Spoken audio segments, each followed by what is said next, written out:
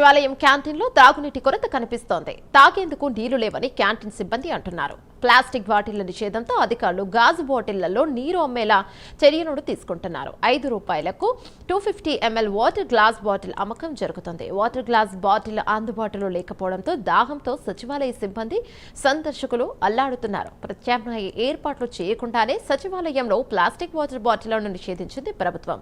అయితే మంత్రుల పేషీల్లో ప్లాస్టిక్ బాటిళ్ల వినియోగం యథావిధంగా కొనసాగుతుంది. కొని తాగేందుకు కూడా నీళ్లు లేకపోవడంతో సిబ్బంది సందర్శకులు ఇబ్బందులను పడుతున్నారు.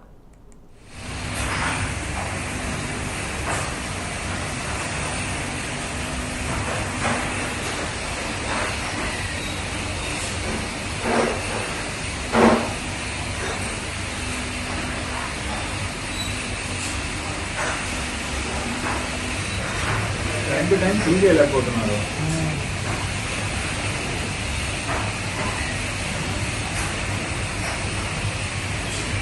ఎందుకు లేట్ అయిపోతున్నాయి? వాటర్ సరిగ్గా రావట్లేదు కదా.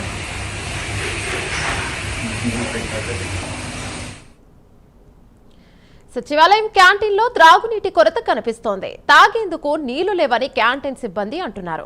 ప్లాస్టిక్ బాటిళ్ల నిషేధంతో అధికారులు గాజు బాటిళ్లలో నీరు అమ్మేలా చర్యలను తీసుకుంటున్నారు. అయితే 5 రూపాయలకు 250 ml వాటర్ గ్లాస్ బాటిల్ అమ్మకం జరుగుతోంది.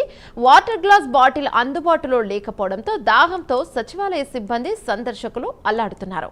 ప్రత్యామ్నాయ ఏర్పాట్లు చేయకుండానే సచివాలయంలో ప్లాస్టిక్ వాటర్ బాటిళ్లను నిషేధించడం ప్రభుత్వం. అయితే మంత్రుల పేషీల్లో ప్లాస్టిక్ బాటిళ్ల వినియోగం యథావిధిగా కొనసాగుతోంది.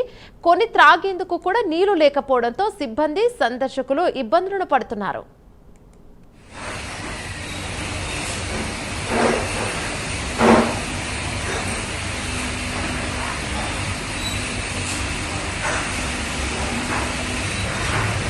టైం ఫీల్ చేయలేకపోతున్నారు.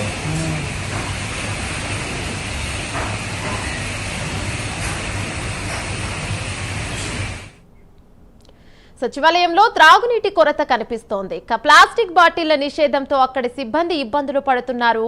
గాజు గ్లాసులలో నీటిని ఉపయోగించాలని ఆ గాజు గ్లాస్ ను ఆ బాటిల్స్ ను ఇంకా తయారు చేయలేదు, అక్కడికి తీసుకురాలేదు. కాబట్టి దీంతో ప్లాస్టిక్ బాటిళ్ల నిషేధంతో సిబ్బంది ఇబ్బంది పడుతున్నారు. దీనిపై మరింత సమాచారం శ్రీహరి అందిస్తారు. రైట్ శ్రీహరి, చెప్పండి.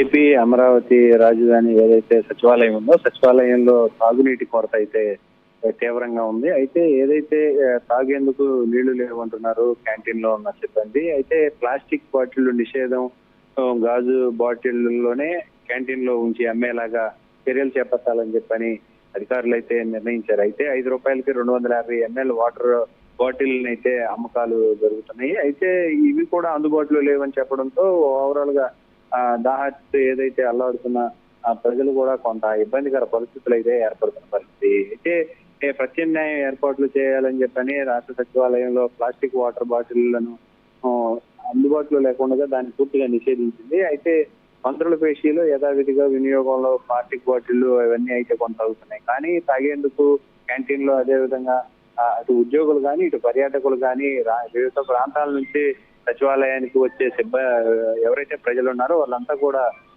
వాటర్ ఏదైతే ఉందో సమస్య వల్ల తీవ్ర ఇబ్బందులకైతే గురవుతున్న పరిస్థితి. దీన్ని కొంత అధికారులు ఎవరైతే ఉన్నారో జోక్యం చేసుకుని వెంటనే తాగునీటి సమస్యను పరిష్కరించాలని చెప్పని అయితే పర్యాటకులు అదేవిధంగా ఉద్యోగులు అయితే కొంతమంది కోరుతున్న పరిస్థితి కనబడుతుంది.